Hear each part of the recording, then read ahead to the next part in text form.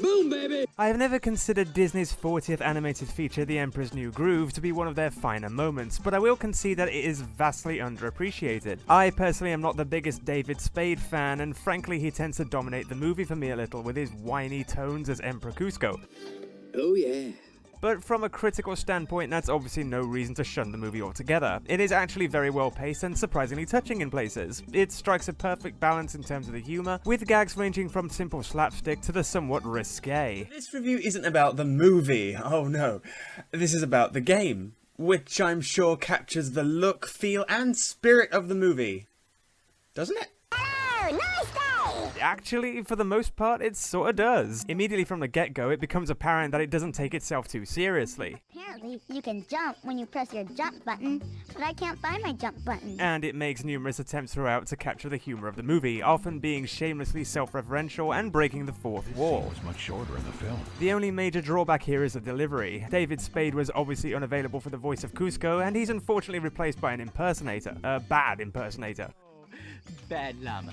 Bad. Yeah, if there's anything worse than David Spade talking at you for several hours of gameplay, it's somebody pretending to be him. Out of my way! And I don't care whether you claim to like the voice or not, after a while, this has got to piss everybody off. Woo-hoo-hoo!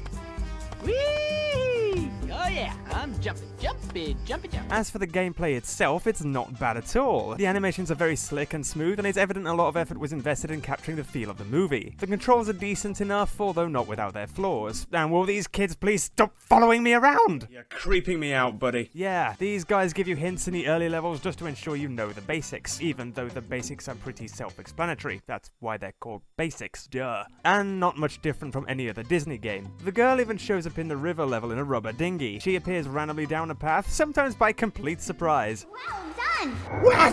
Fuck! Get it off! Get it off! In all seriousness, they aptly prepare you for whatever's around the corner. For example, In the doorway behind me is a guard. They're really tough. Ooh, sounds like the most formidable opponent. Better make sure you're prepared, Cusco. This guy sounds like he's gonna be tough. Oh. Well, that was shit. yes, the combat is somewhat underwhelming. There are some interesting moves, a front kick, a jump kick, a roll for some reason. Who knew llamas were so agile? Enemies include guards, scorpions, crocodiles, cockroachy things, and... Yep, you guessed it. Giant spiders! Giant spider alert! The main issue I have here is that it's a bit too simple, even for a game that was probably geared towards a younger audience. The game's difficulty overall is a wee bit imbalanced and uneven, with some puzzles turning out unexpectedly hard to suss out. Nothing too taxing, but moderately difficult if you want 100% completion. But the combat by comparison is a little weak, and realistically rather odd and inconsistent. For example, it takes two different moves combined to take out a spider. You roll it first, then jump kick its belly, while a guard seems to fall flat on his back by merely touching him. Why are guards in these games also shit at their jobs? I also find it kind of amusing and peculiar that the villagers seem to roam around freely despite knowing there are cockroaches the size of bloody llamas bounding about the place, but I digress. Sometimes it can be a little awkward trying to take out a guard who spotted you in close proximity, as it's fairly difficult to execute a precise U-turn without getting speared. Get away! Okay, phew. It doesn't help that the jump is frankly rather strange. It's an awkwardly high jump that makes any platforming extremely frustrating. Case in point, the mountain levels require a fair few well-timed jumps, particularly if you're aiming for 100% completion. At some point, the world's worst John Goodman impersonator informs you that the villagers decided to make it easier for llamas to cross the mountain's gaping chasms by installing these overly complicated contraptions. Granted, it adds more of a challenge to have them constantly rotate like this, but I can't help but feel that a simple bridge may have been a bit more fucking practical. Take it from me, llamas are evidently not good at platforming. It's particularly annoying when the puzzles often rely pretty heavily on the alignment of levitating platforms, which take forever to reset. Put one hoof wrong and there goes your night's television. Come on. Leave it. Jesus.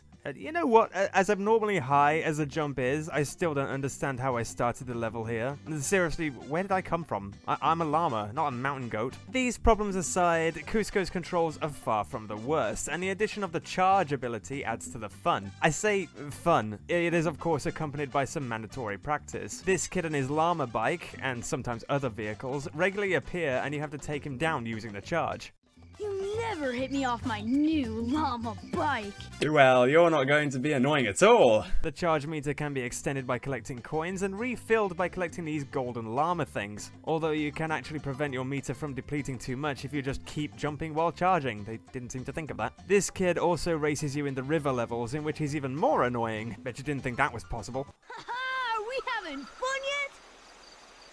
Because his dinghy appears to be rock solid and you can barely overtake him on this narrow path. It's hardly a fair race, let's face it. I'm a fat man and a llama tied to a tree, and you're a small boy in an inflatable llama boat with paddles. Seriously, who's got the upper hand here? I rather think this is a wee bit unfair, don't you? He pretty much accompanies you throughout the entire journey, for some reason. The challenges don't really get much harder, it just feels very repetitive. Dude, just take my red idol and leave me alone. Take him out and he'll give you a red idol, which you use to open locked doors to progress. I'll miss you, Cusco. Later. It's been emotional. Bye-bye. Anyway, in addition to these abilities, you can also spit grape seeds to hit things from far away, including that annoying little piss fart who seems to follow you everywhere and taunt you all the fucking time because he has nothing better to do. Remarkably, this also works to deter alligators. If you haven't already gathered from these clips, the grape seed spitting is intolerably slow. There's a pretty severe lag on the look feature, and grinding Cusco's head to a halt is more awkward than it looks. That and the crosshair is far too big. It's difficult to aim sometimes, particularly when your target is in the distance. It's not too much of a drawback, but it is frustrating. In order to earn continues, you have to find a set number of secret, cuddly purple things. It's my Wampy. It's your what now? Yes, you collect Wampies, whatever the hell they are. And to increase your health, you collect Cusco crowns, to which Cusco says, Yum yum. I guess those crowns are pretty tasty. oh, and the kids and Pacha aren't the only folks to show up on your quest. In fact, meeting complete and utter weirdos seems to be a theme in this game. In addition to following the plot of the movie, there's a pretty random cast of unusual characters who aid you in your quest in some fashion, including this sadistic fly. A spider? Well, that would be a luxury. That's dark. I am Condor Man. In the mountain levels, we meet Condor Man, who can't fly but believes he can. Tweet, tweet. Mate, the writers of this shit are higher than you will ever be. I believe I can fly. Then, in the city, you help this partially sighted old man find his bunny in exchange for a red idol. Shouldn't you be facing me when you talk to me? Oh, sorry, my mistake. Yes, because blindness is always hilarious. Oh, but that's nothing. Before long, we meet this naked fat man who's had his underwear stolen by peacocks. I swear to God I'm not making this up, this is all completely true. Those bastard peacocks. Always stealing underwear. I can't get out of your way until I get my shorts back. He refuses to move until you find his pants, which are flying for some reason. This peacock has seen things he can't unsee. Once you return his pants, he flies away, leaving behind a trail of sparkles. Say no to drugs, kids. Every now and again, you'll get the chance to transmogrify into one of various animals. Well, 3. Yeah, 3 animals. Such variety! Namely, a tortoise. I'm a turtle. No, not turtle. Tortoise. Hello, little turtle. No.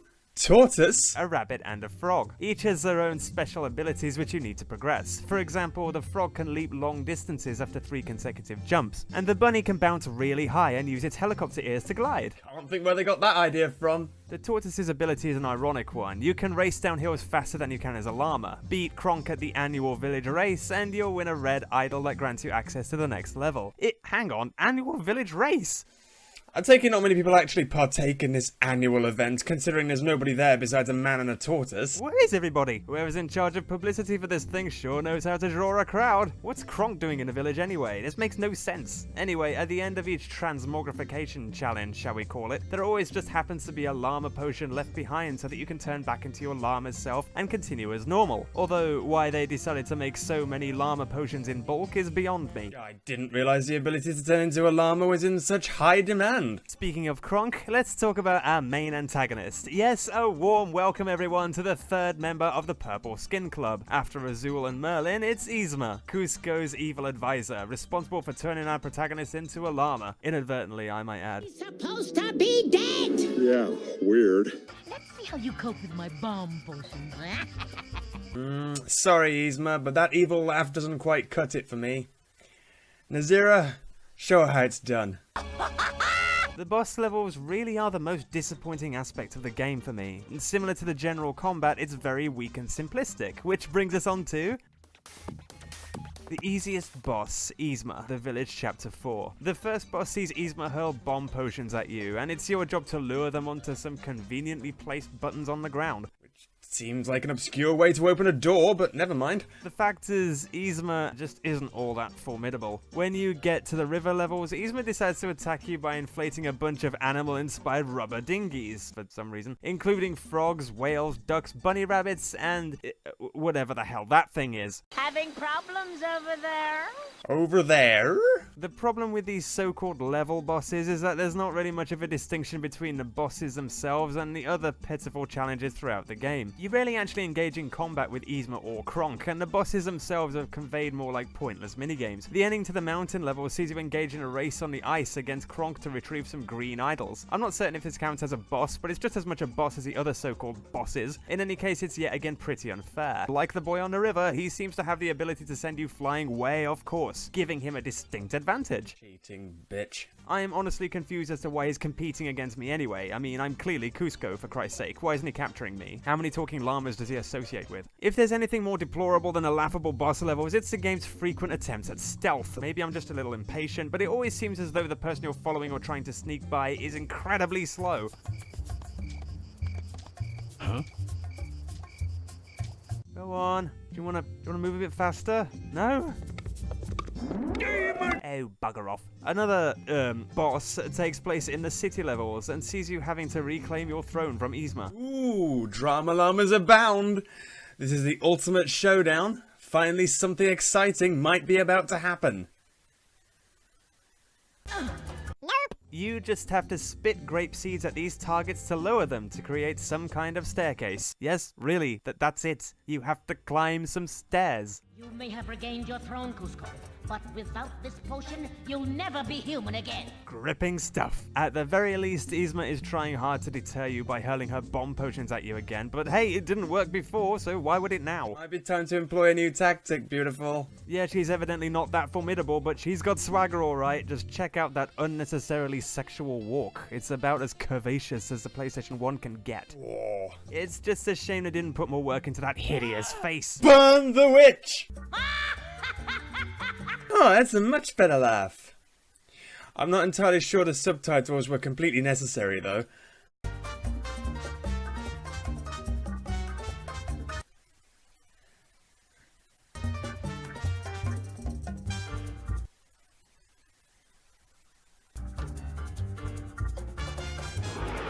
Oh no, she got away. Looks like she was just too quick for you. Yzma later ups her game by ditching the bomb potions and resolving instead to use a really big hammer. Which actually seems to be a bit of a backward step to me, but never mind. At the moment I probably sound quite negative, but the level design is pretty inventive. The paths are laden with ultra-secret areas, and some of them are actually pretty hard to locate. Before long you make it to the Catacombs, populated by cat-inspired motifs. Get it? Catacombs? Cat? Meow? Never mind. Anyway, parts of this area are pretty fun. 3 of the levels see you ride the roller coaster-y type thing down to the lab. With each part, the pace increases, and it's a welcome departure from the rest of the game, which by this point has gotten a little tired and repetitive. Otherwise, the Catacombs requires a great deal of well-timed jumps, which is problematic considering how frustrating it is. Which brings us on to The most annoying level, the Catacombs Chapter 2. Yes, for me personally, this level is the worst of platforming, particularly at the end. Your jumps have to be very precise, but it's okay. At least those annoying kids aren't around to— Oh my god, will you piss off? I'm near the end of the game, why do you think I need a tutorial? In all honesty though, it's nice to see that the game has a sense of humour about it all. Referencing the cliches they've rehashed is pretty much a next best thing to avoiding them entirely. Later on in the level you meet these stone cube children who you have to defeat to progress. I'm not sure what magical potions the writers have been drinking. Seriously, this can't get any weirder, can it? What have you done with my kids? I stand corrected. Hit this guy's bouncing bouldery things back to him and the big angry brick father breaks into two. I'm cracking up! You and me both. Before long you make it to the lab. By this point the guards have been turned into animals themselves. Unfortunately it doesn't really add anything to the gameplay. Their moves are pretty much exactly the same and they're no tougher than they were before. It's really quite pathetic. That, and I'm a little bemused by the lackluster voice acting here. I'm not certain if it was intentionally funny, but the cow's attack exclamation could not sound more half-hearted. Attack! Attack! And these have to be the most pathetic gorilla noises I've ever heard.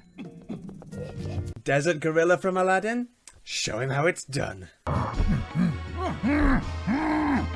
Poetry. The lab levels put you to the test and make you use the animal potions you've practiced with before. It would have been nice to see Kuzco turn into some other animals, but hey ho, never mind. Once you get to the end and ascend the palace, Yzma is waiting for you to join her in a final race to the human potion. I say, that's awfully decent of her. I'll beat you to the top and be my beautiful self once again. Look, I appreciate it's PS1 era, but if you find this beautiful, I think you've got problems. Mind you. As expected, this final boss is underwhelming. In fact, it succeeds in being more underwhelming than the other bosses in the game, which is quite a feat. It's simply too easy. I say that while recording this, I did actually manage to screw up. Somehow. Yeah, even though I was touching the potion I lost. Go figure. Once you win the game, you get to see Kuzco in human form, which is a nice touch. Anyone else think it looks like a wooden spoon with a face drawn on it? In all, the game is decent, but a wee bit flat. There are some levels that are diverse enough to maintain your interest, should it begin to wane at any point, which it probably will. The Jaguar chase is particularly noteworthy as it requires you to frantically pound buttons to keep one step ahead, while the roller coastery thing provides some welcome relief from the tedium of the catacombs. I am appreciative of the game's attempts to maintain the humour of the movie, even if it fails miserably sometimes. Otherwise, however, it's surprisingly dull, and the jump quite frustrating, but it definitely has its moments. Ultimately, the Emperor's New Groove is certainly nothing to spit at.